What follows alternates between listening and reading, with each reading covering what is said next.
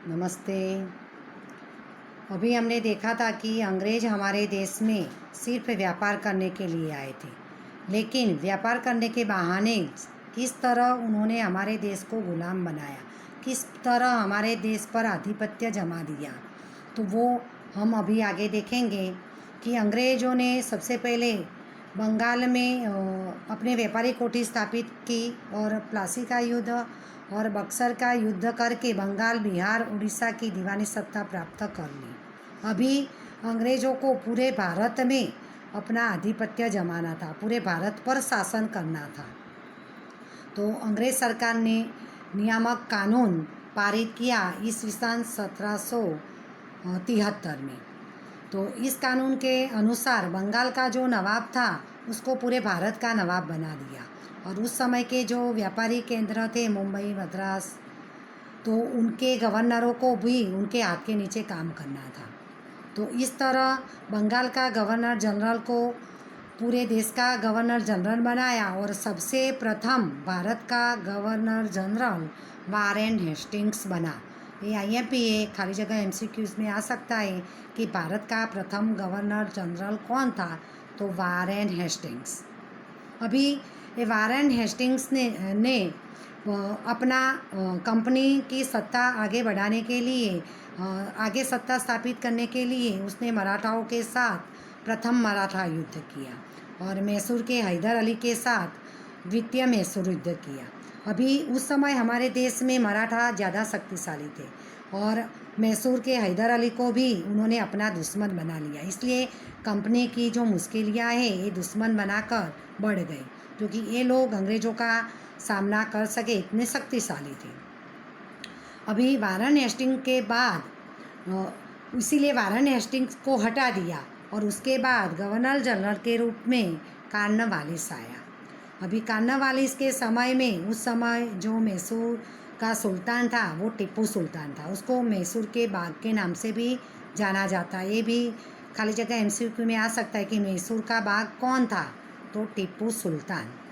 तो टीपू सुल्तान के साथ कॉर्नवालिस ने भी तीसरा मैसूर युद्ध किया, और टीपू सुल्तान को हराने के लिए ये कंपनी ने यानी अंग्रेज़ों ने मराठा और निज़ाम की सहायता ली। हैदराबाद का जो निज़ाम है उसकी सहायता ली, और ये तीनों ने साथ में टीपू सुल्तान से लड़े, जिसमें टीपू सुल्तान की हार हुई। इसीलिए टीपू सुल्तान को संधि स्वीकार करनी पड़ी, यानी अंग्रेज़ों की गुलामी उनको स्वीकार करनी पड़ी। तो अंग्रेज़ों ने भारत में अपनी सत्ता स्थापित करने के लिए, अपना साम्राज्य बढ़ाने के लिए, अपने कंपनी का विस्तार बढ़ाने के लिए सबसे प्रथम गवर्नर जनरल वारेन हेस्टिंग्स को बनाया। उसके बाद कॉर्नवालिस को बनाया। कॉर्नवालिस के बाद सर जॉन शॉर को गवर्नर जनरल बनाया। अभी ये सर जॉन शॉर गवर्नर जो था वो उसने तटस्थता की नीति अपनाई थी, यानी न वो हमारे भारतीय लोगों के साथ अन्याय करता था, न शोषण करता था। उसकी नीति तटस्थ थी, यानी वो न्याय से वर्तन करता था। तो उसके कारण ईस्ट इंडिया की कंपनी की प्रतिष्ठा घटने लगी, और दूसरी तरफ हमारे मराठे शक्तिशाली होने लगे। तो एक IMP ये भी याद रखो कि जॉन शॉर ने कौन सी नीति अपनाई थी, तो तटस्थ नीति, यानी उसके सामने अंग्रेज और भारतीय लोग दोनों बराबर थे, वो न्याय की तरफदारी करता था। तो उसके कारण अंग्रेज़ों ने उनको भी हटा दिया, और उसके बाद आने वाले गवर्नर जनरल वेलेस्ली है।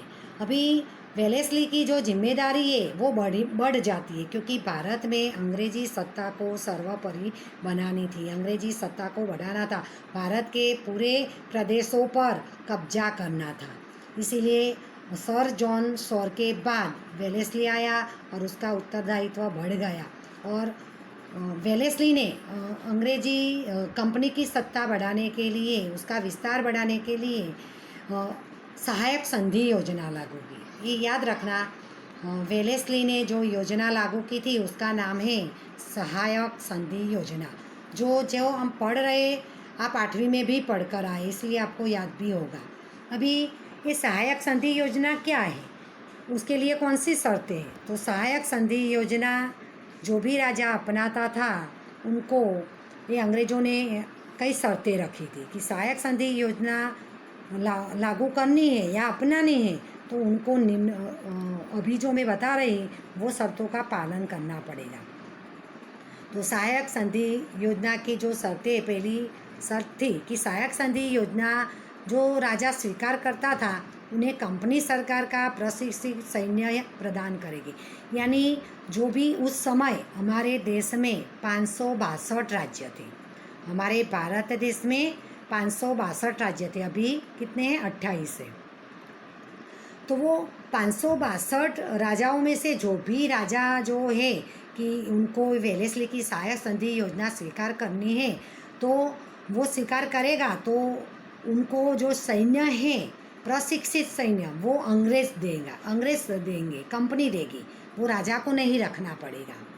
और राजा को जो राज्य है 562 यानी छोटा छोटा तुरंत, तभी तो सूरत भी एक राज्य था, पाटन भी एक राज्य था, तो अपने राज्य की सुरक्षा यानी पड़ोसी राज्य न चढ़ाई करे या विदेशी कोई राज्य आक्रमण न करे उसकी रक्षा कंपनी करती थी।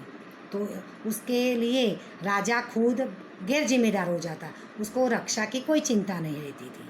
दूसरी शर्त ये थी, अभी कंपनी उनको सैन्य देती थी तो वो सैन्य का जो पगार देना होता था, उनका जो खर्च है, तो बदले में जो ये सहायक संधि योजना स्वीकार करता था वो राजा को उसके बदले में सेना का खर्च यानी सेना का जो खर्च होता है इतना नकद रकम अथवा तो इतनी आवक वाला प्रदेश यानी जो खेती होती है, खेती में से जो उपज होती है, इतनी उपज हो, इतने पैसे मिले, इतने प्रदेश, ये अंग्रेजों को देना था। तीसरी शर्त, कंपनी की अनुमति के बिना राज्य में अन्य राज्य के साथ युद्ध या संधि नहीं कर सके। जब अभी हमने देखा कि तभी 562 बहुत सारे हमारे देश में राज्य थे, तो एक राज्य का राजा दूसरे राज्य पर चढ़ाई कंपनी की अनुमति लिए बिना नहीं कर सकता था या उनसे मित्रता भी नहीं कर सकता था। आगे की शर्तें, राज्य को दरबार में एक अंग्रेजी प्रतिनिधि रखना होगा। उससे जो भी राज्य है ये संधि का स्वीकार करेगा तो एक अंग्रेजी प्रतिनिधि उनके राज्य में रहेगा।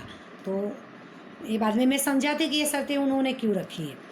बाद में अन्य विदेशी को अपने राज्य में नौकरी पर नहीं रखना होगा, यानी अन्य विदेशी यानी उस समय अभी जो रहे थे पुर्तगाली और फ्रांसीसी, तो उनको नौकरी पर नहीं रखना था।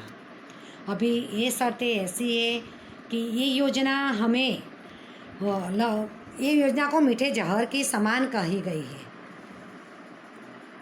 इस सहायक संधि योजना को मीठे जहर के समान बताई गई है। आपको क्वेश्चन आए कि कौन सी योजना मीठे जहर के समान थी, तो सहायक संधि योजना। और वो किसने लागू की थी, तो वेलेस्ली ने।